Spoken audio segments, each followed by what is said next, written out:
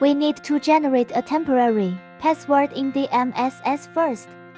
In Device page of the DMSS, tap the drop-down menu of Device. Go to Device Details. Tap Temporary Password.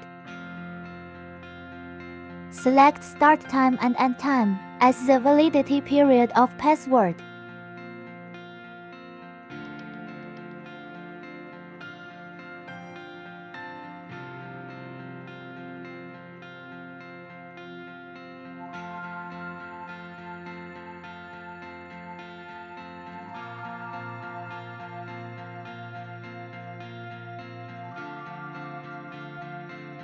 Tap OK to continue.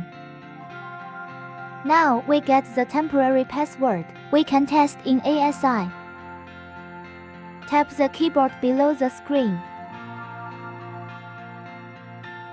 Tap Unlock by temporary password. Enter temporary password.